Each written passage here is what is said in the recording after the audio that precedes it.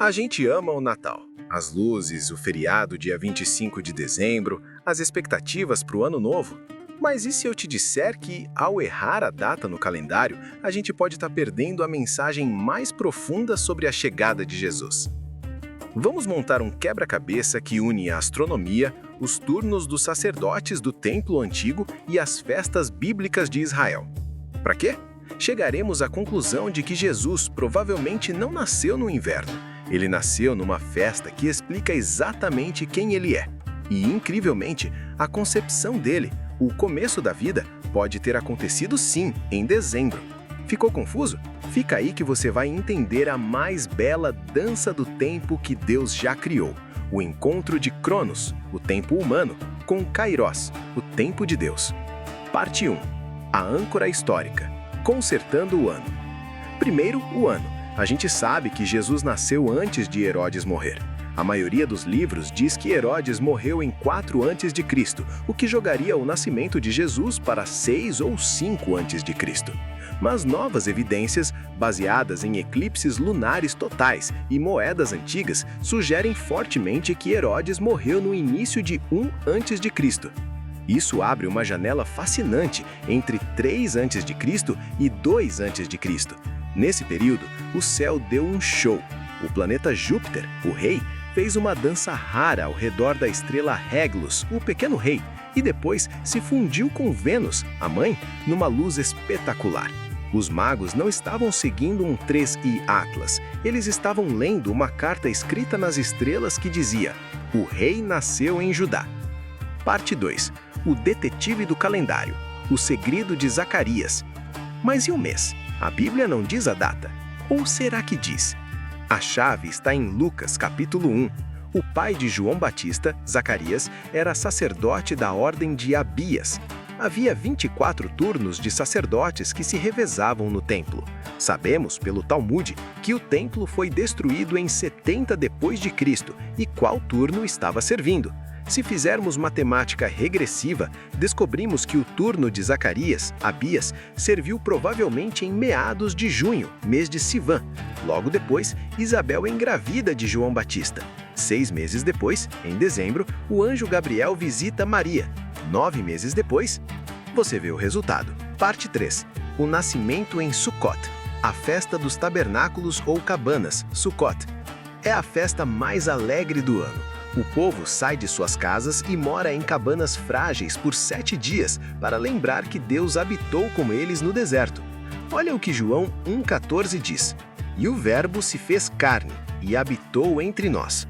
No grego original, a palavra é eskenou, significa literalmente: ele armou sua tenda entre nós.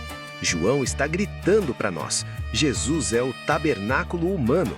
Ele nasceu na festa dos tabernáculos para armar sua tenda conosco. Isso explica porque não havia lugar na hospedaria, Catalima. Belém fica pertinho de Jerusalém. Durante as festas de peregrinação, como tabernáculos, milhões de judeus inundavam a região. Todas as casas estavam cheias de peregrinos festejando. Jesus não nasce no silêncio do inverno, mas no meio da maior festa litúrgica de Israel. Parte 4. A concepção em Hanukkah, a luz do mundo. Mas e o 25 de dezembro? É mentira? Não. Se Jesus nasceu em setembro, outubro, volte 9 meses no calendário. Onde caímos? Quando ele foi concebido, em dezembro. Mais especificamente, durante a festa de Hanukkah, a festa da dedicação, ou festa das luzes. No momento mais escuro do ano, o solstício de inverno, a luz do mundo foi acesa no ventre de Maria. A encarnação acontece na concepção, não no parto. Jesus entrou no mundo biologicamente durante a festa das luzes. Então, celebrar Jesus em dezembro faz todo sentido teológico. Estamos celebrando a chegada da luz na escuridão do útero e do mundo. Parte 5. O mistério de Migdal Eder, os pastores especiais. E tem mais um detalhe arqueológico incrível. Miqueias 4:8 profetizou que o domínio viria da Torre do Rebanho, Migdal Eder. Os pastores nos campos de Belém não eram pastores comuns. Segundo a tradição judaica, aquela área era usada para criar as ovelhas para os sacrifícios do templo. Os estudiosos dizem que quando um cordeiro sacrificial perfeito nascia, os pastores sacerdotais o envolviam em panos para que ele não se machucasse e se tornasse impuro. Quando o anjo diz aos pastores: "Isso vos servirá de sinal, achareis o menino envolto em panos", ele estava falando a língua técnica deles. Eles entenderam na hora. O cordeiro final de Deus nasceu. Onde? Provavelmente na caverna da torre ou numa casa de ovelhas ali perto. Então, qual é o resumo da ópera?